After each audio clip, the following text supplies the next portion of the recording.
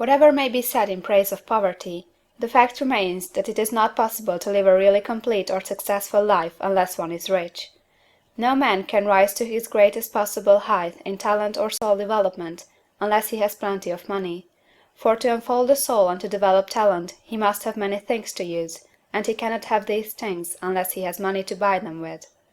A man develops in mind, soul, and body by making use of things, and society is so organized that man must have money in order to become the possessor of things. Therefore, the basis of all advancement for man must be the science of getting rich. The object of all life is development, and everything that lives has an inalienable right to all the development it is capable of attaining. Man's right to life means his right to have the free and unrestricted use of all the things which may be necessary to his fullest mental, spiritual, and physical unfoldment, or, in other words, his right to be rich. In this book, I shall not speak of riches in a figurative way. To be really rich does not mean to be satisfied or contented with a little.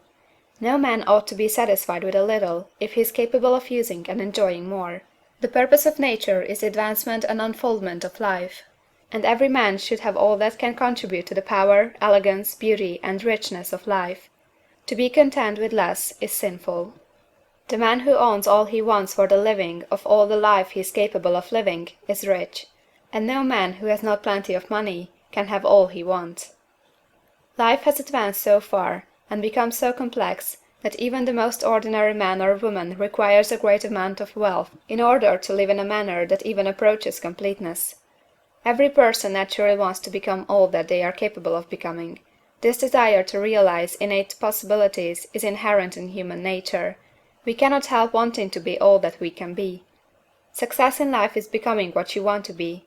You can become what you want to be only by making use of things, and you can have the free use of things only as you become rich enough to buy them. To understand the science of getting rich is therefore the most essential of all knowledge. There is nothing wrong in wanting to get rich.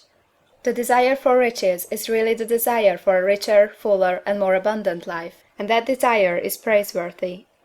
The man who does not desire to live more abundantly is abnormal, and so the man who does not desire to have money enough to buy all he wants is abnormal.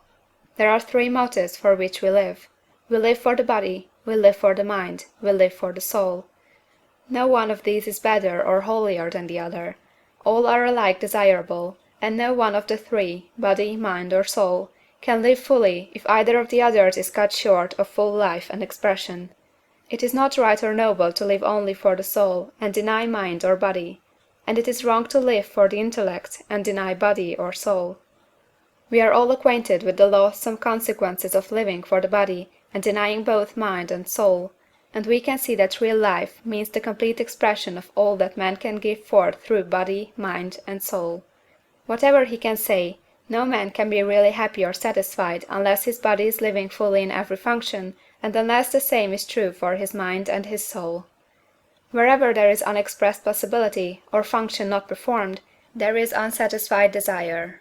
Desire is possibility seeking expression, or function seeking performance. Man cannot live fully in body without good food, comfortable clothing, and warm shelter, and without freedom from excessive toil. Rest and recreation are also necessary for his physical life. He cannot live fully in mind without books and time to study them, without opportunity to travel and observation, or without intellectual companionship. To live fully in mind he must have intellectual recreations, and must surround himself with all the objects of art and beauty he is capable of using and appreciating. To live fully in soul, man must have love, and love is denied expression by poverty. A man's highest happiness is found in the bestowal of benefits on those he loves. Love finds its most natural and spontaneous expression in giving. The man who has nothing to give cannot fill his place as a husband or father, as a citizen, or as a man.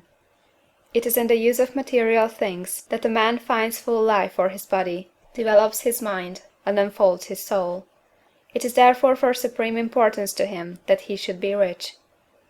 It is perfectly right that you should desire to be rich. If you are a normal man or woman, you cannot help doing so. It is perfectly right that you should give your best attention to the science of getting rich, for it is the noblest and most necessary of all studies. If you neglect this study, you are derelict in your duty to yourself. to God and humanity; for you can render to God and humanity no greater service than to make the most of yourself.